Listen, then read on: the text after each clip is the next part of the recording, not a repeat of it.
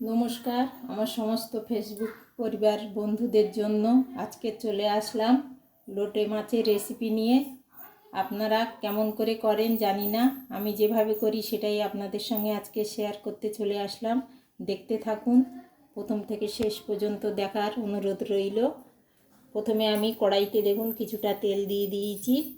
এবার আমি, কেউ বলে লইটা মাছ, কেউ বলে লোটে মাছ, আমরা লোটে মাছই বলি। এবার এই মাছগুলোকে আমি আগে থেকে এনে কেটে কিছুটা লেবুর রস, একটু হলুদ মাখিয়ে রেখেছি, লবণটা দিইনি। এবার লবণটা দেব।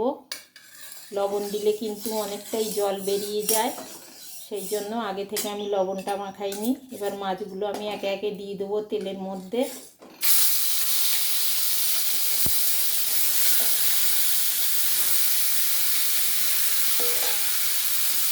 দিয়ে একটু বেশ ভাজা ভাজা করে নেব।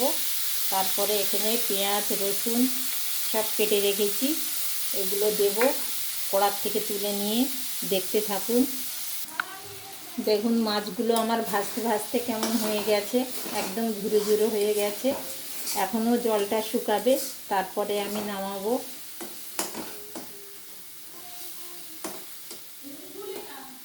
বেশ একবারে ঝুরো ঝুরো হয়ে যাবে।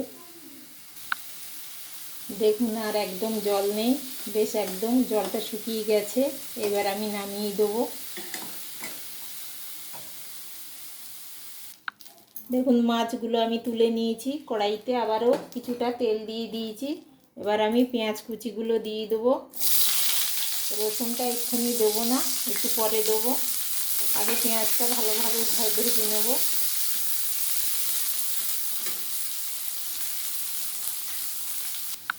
খুব বেশি কড়া করব না, বেশ একটু লালচে হয়ে গেছে। এবার আমি রসুন বাটাটা দিয়ে দিচ্ছি।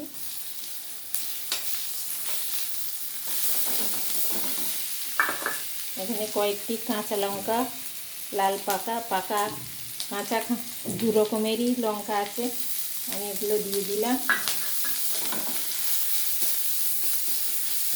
দিয়ে আবার একটু ভেজে নেব যাতে রসুনের কাঁচা ভাবটা চলে যায়।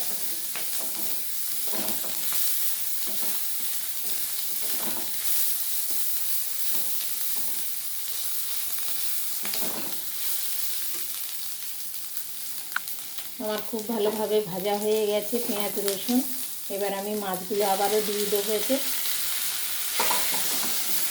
দিয়ে আবারও কিছুক্ষণ ভাজতে থাকবো।